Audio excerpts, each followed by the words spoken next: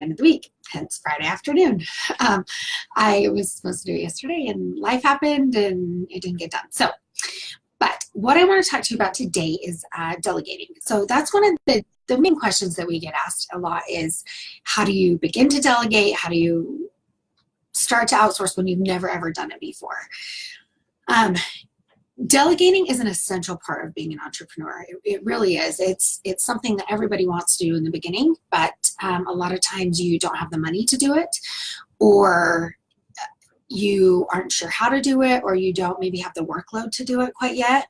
But once you get in the habit of learning to delegate and learning to outsource and relying on other people to help you build your business, the more you will fall in love with your business all over again. That's exactly what happened to me.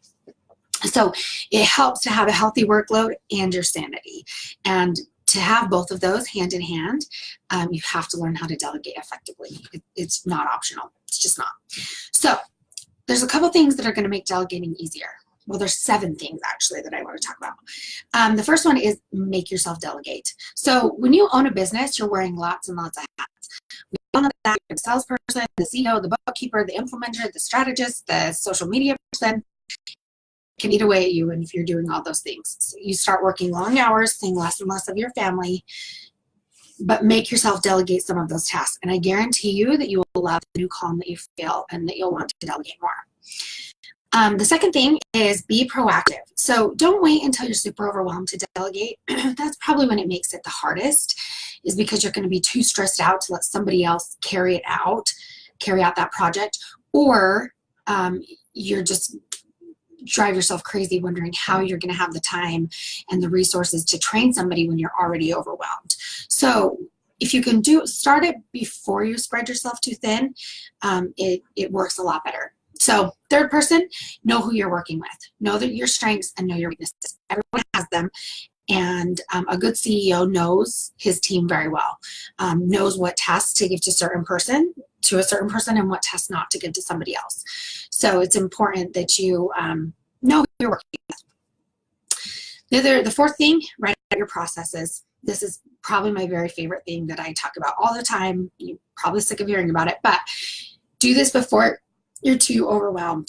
It makes training your new team or your current team on the test so much easier, and it makes it a seamless transition. You can't keep all the information in your head. I know that sometimes that's the mentality that the more I know, the more secure I am in my job. But as an entrepreneur, that's not really the case. You have to get stuff out of your head and onto paper. And the only way to do that is to write out your processes. So it does take some time, but it'll be worth it in the long run. Fifth one, set your expectations. So this includes your check-in process, your timelines, the scope of work. If you don't communicate to your team what you want done, then you're both going to get frustrated with the process. The more context you give them, the more pleased you're going to be with the results. It's important to also delegate the whole project if you can. Most teams and individuals are going to thrive when you give them greater freedom and greater responsibility with the tasks that they're working on. If you're micromanaging, you're not really allowing for their full creativity to come out, and it can stifle a little bit. So people are going to be more engaged when they have the full project and understand the full scope of work instead of just a little teeny piece of it. Okay, so number 6. Trust the process. Obviously, you're not going to pass off a project and never check on it again. That wouldn't be awesome if you did that. But you also need to trust that your team is doing the job they were hired to do. If you know your team well, you know that they'll meet your expectations. And like I mentioned before, you'll know where their weaknesses are, and where you can with that and make it easier for them.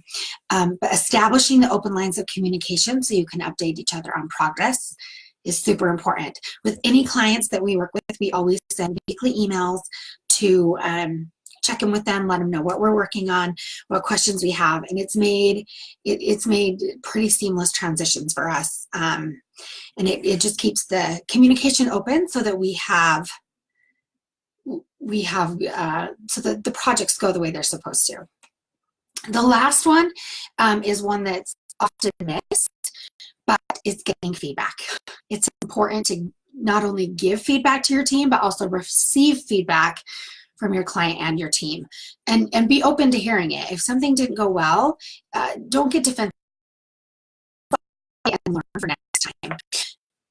But I also feel like it's important to hear from your team as well, what went well and what didn't, and being open again to receiving that feedback from people that are working for you. They're down in the trenches, so they're often going to see things that you aren't, and really will probably save you a headache in the long run.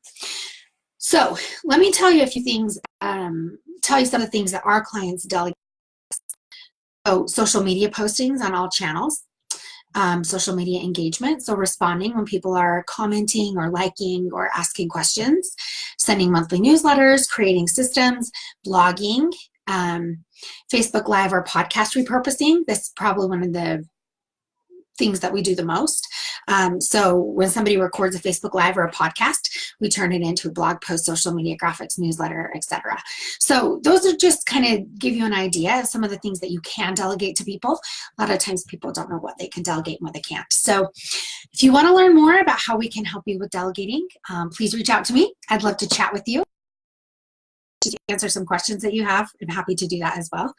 And I hope that you have a very great weekend. Yeah, so see you later.